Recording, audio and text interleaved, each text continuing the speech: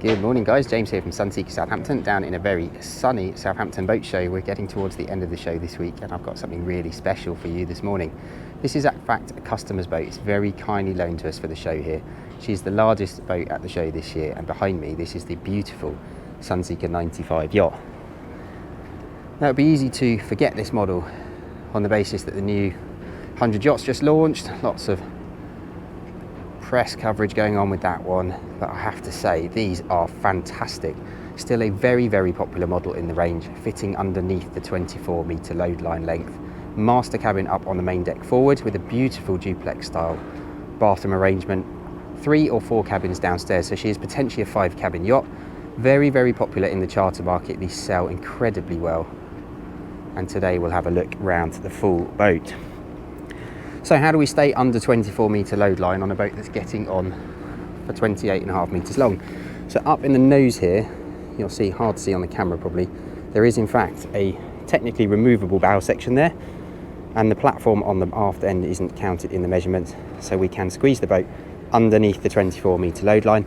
That does in fact mean she's potentially owner-operatorable, and from a regulatory point of view also significantly cheaper to run. So these are powered by the 1950 2000 series MTU 12V engines. Get on to around 26 knots, so it's a quick boat for its size. And this one is absolutely stunning. Just trying, it's hard to stand here, get a full side profile of just how big she is. But mechanically, the running platform on the boat is based around the 28-metre yacht. Hugely popular since 2012 when that first came to market. The only real change in the mechanical side is that we run triple generators on one of these. Of course, no garage in the back, as this is where the crew space is. Tender sits on the platform, typically around 5 metres, 1,000 kilo lift on the back there, so that would run a Williams 520, something like that. We have 4 crew in the back. We'll have a look as we jump on. So we've got a busy day here at the show. I'm not going to dwell too long. Let's get up into the cockpit and show you round. Last time we covered one of these was back in 2020 during the first COVID lockdown, when we had a boat with us in Southampton, and today very kindly, fully dressed, say with all the cushions out, etc., we've got the option here at the show to have a look round. So let's go up on the deck and have a look around the sides.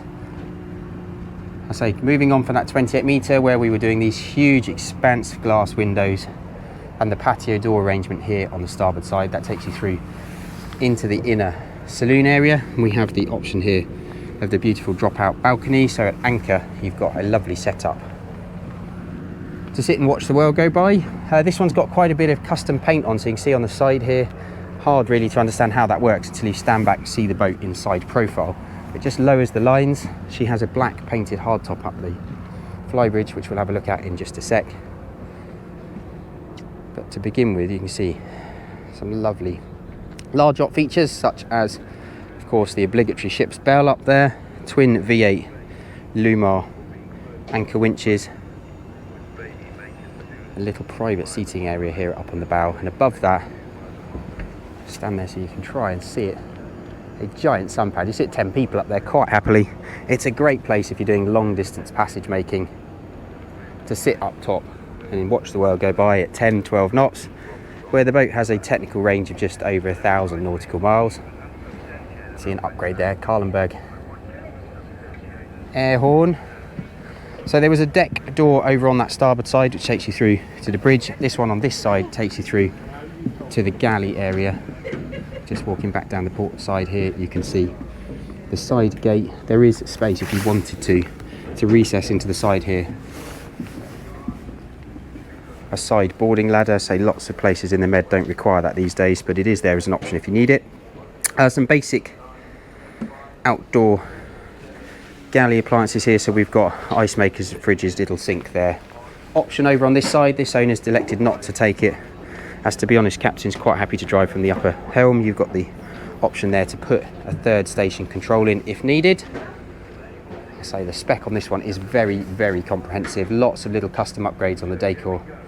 Has had several Sunseekers before, so knew exactly what they wanted to achieve. So very private up here in the cockpit. We obviously came up quite a few steps from that bathing platform So you're away from the quayside and that beautiful V-leg teak top table. If I scan around opposite, you'll notice no threshold on the door here, so nice deck drains here. Triple pane stainless steel doors here, so these all stack back onto the port side. They don't do anything clever folding away, they don't need to, as to be honest, something like this typically you'll have the doors shut and the aircon on to keep the interior nice and cool. And here we are just having a look through the doors at the internal seating.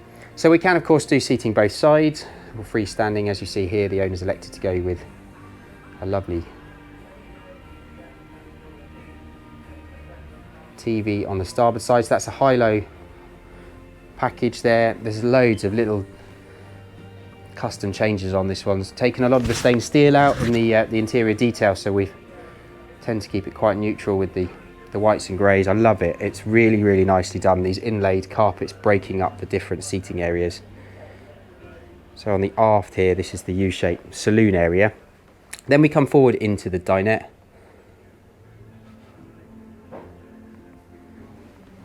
Sideboard here has glasses and crockery storage. Space to put some ornaments out on top there. Mirrors throughout the interior, so it feels a lot bigger in here than it normally would. Lots of LED lighting. It's quite soft in here at the moment. The camera's probably making that flicker a little. Coming forward, so this is into the galley space. I say typically these are running crewed, so it's more of a working space, but I do have owners that run these as owner operators. It's a nice little sort of plating up area, and then forward into the galley itself. Typically if you're running charter, you would have a chef on board, big refrigeration, freezers, etc. It's all very utilitarian in here, but beautifully finished with the satin spray there on the lacquered doors. You notice how quiet it is. The boat is very, very well insulated from noise, say engines and generators, everything right at the back outside the doors. So running long distance, overnight passages, etc. from say south of France down to Sardinia is quite possible. You can see that balcony, how that would work through the starboard side there. When you're at anchor or even running slowly, you do have some owners that run at 10, 12 knots long distance with that out. So let's go up and do the bridge. Nice little observation seating area here. And before we sit at the helm, we just imagine as a guest coming up here to chill out with the captain, or somewhere for the crew to hang out if the owners are out on the aft deck entertaining. You've got some space for them all to be together. Dash itself, so we've got three 19-inch screens here on the bridge, this one being for the CM8 monitoring systems. Then we've got the two main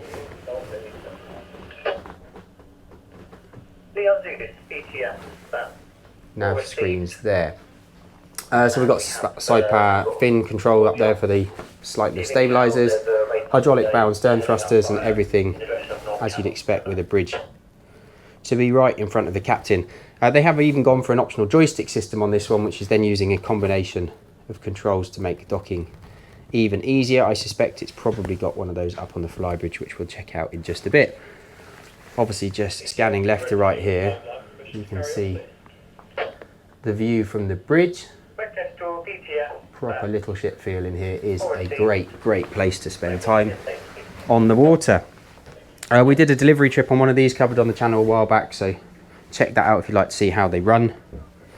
Let's come back down. And to begin with, we'll do the guest cabins. I'm going to save the master cabin for last just to show how cool that really is. So lots of lighting, it's very bright and airy down here. And this particular one configured with the 4 below deck cabins. So these are mirror image. Port and starboard we have the double transverse bathroom there. Very nice. Again, I say neutral colours in here. It's beautifully finished. Touch controls for all the lighting panels there. It's all the Weimar system in this one. Very quiet. No water slap on the hull here at all. So So say these two are exactly the same. We can configure them slightly differently with sliding beds, even Pullman beds in some of the cabins if required, but this one works really nicely as she's configured for 10. Had a squeeze to say maximum really is 12. Or we can take it down, lose these two twin cabins and turn them into a second master cabin if you only wish to sleep 8 on the boat. These have sliding tracks in the floor here, so they make into ad hoc dabbles as needed, and they've got their own lovely suites here. Mirror image again, so we come across here, port side of the boat. Again, sliding beds.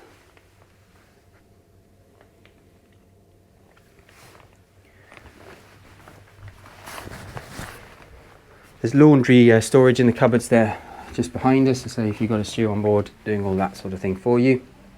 And then top of the stairs here, we have the obligatory day head to save disturbing the cabins. Occasionally I have been asked about putting a secondary bulkhead door in here so that this could be incorporated into the master, and you'll see why in a sec as we just walk in. Depending on how mobile the owners are, really the selling point on the boat for me is this master cabin. So coming in here, just a little desk arrangement there before we scan round, and you can see this stunning main deck master. So this is a real push on boats of this size to try and squeeze a main deck master cabin in, and you easily see why. Look at these floor to ceiling windows here, again with the little glass cutaways in the bulk bulwarks there, both sides. You imagine yourself waking up at anchor. So the bathroom itself, the duplex style, so we've got some stairs here down into the bow of the boat. These are all big cupboards, wardrobes, etc. And then down beneath the bedroom itself, we have the usual loo and the shower arrangement, etc. over there. So I say for owners that perhaps a little bit older, need to get up in the night and what have you, and don't want to climb up and down stairs, I can integrate that day heads up top into the master if required. Easy to do, obviously this owner hasn't required that. What a stunning place. It's so quiet up here, away from the water.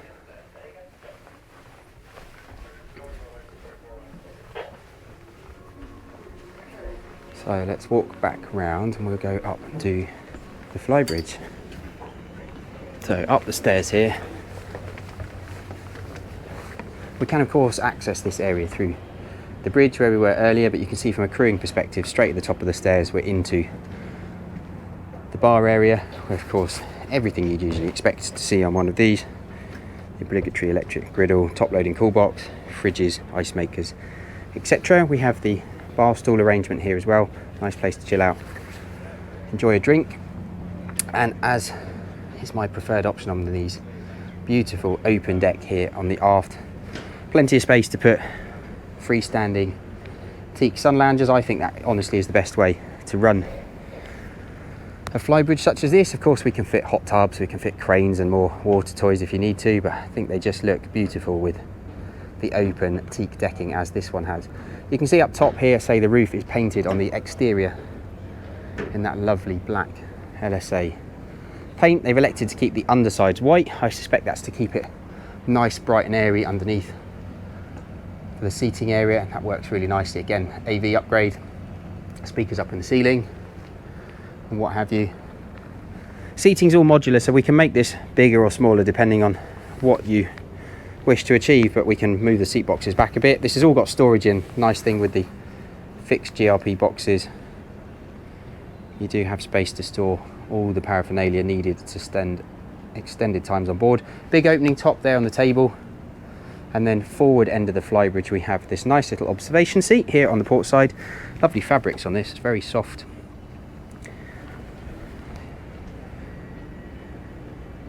And over on the starboard, of course, an outside helm. Being an owner-operator size, I say, you will occasionally find somebody with the experience wanting to run this themselves, or of course just chilling out with the captain. You can imagine a couple of guests coming up here to sit alongside and enjoy the view. So it's all mirrored as to what we saw down in the main bridge earlier Everything's nice to hand here. Some owners don't have the remotest interest in this part whatsoever, so it'll all be down to a captain, and therefore leave it very much up to them to spec the equipment that they need. So this boat, starting the all important, what's the price? She's about £7.36 million base boat. This particular one, lots and lots of extras on this, so we're about 8.4 million as you see her, which is pretty typical. There isn't much more to add on one of these. So we're just going to pop the crew cabin up here. Let's finish off in the back.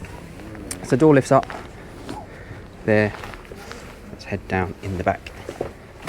It's obviously very much a practical living area. Crew pretty much on the boat throughout the season continuously, rather than living off the boat. So you've got lots of space, storage, what have you. 2 twin bunk cabins. We've got one over there on the port side as well. Laundry facilities here, Miele units. They've got shared bathroom, and then forward into the engine space. So I say these are the 1950 12V MTUs, sequential turbo. As is pretty common platform for us to use on boats like this. We've got triple generators, so the idea being with that we can run slightly smaller generators and a power management system to allow noise reduction and also fuel burn reduction. There's a second hot water tank, so we've got 2 up here. It does allow the 5 cabins, but also potentially hot tub fitment. It does give you the ability to heat sufficient water. Over on the port side there, we've got hydraulic packs. You can see all the usual switch gear and what have you. Very, very nicely finished. It's absolutely clinical in here. Captain on a boat of this sort of size is typically a sort of ad hoc engineer as well, rather than running a bespoke full-time engineer on their own. So we'll be able to do basic checks. You can go off to Germany and learn all about the engines up to a basic qualification to allow you to do quite a bit of the servicing yourself. It's all part of the package with an MTU engine, as long as they have some forewarned notice before the boat arrives. You can see a parasol up there which plugs into the foredeck above that sunbed as required on the sunnier days. So that's pretty much it. So beautiful, beautiful boat, very, very kindly lent to us by the owner here at the show. We are obviously open for the last couple of days of the show, so if you'd like to come and have a look round, it is a pretty unique opportunity. I do in fact have one of these currently in build available for May next year, so 2023 season. Well into build, very, very limited on the changes we could do, but she is a 5 cabin layout as we've seen today. I could do a few little swatch upgrades on the upholsteries and what have you to bespoke it if you need to. So if you'd like to know more, as always, it's james@sunseekersouthampton.com, or the mobile is +44 7747 686 587. Hope you enjoyed looking around with us today, and check back soon for more of a look around here at the show.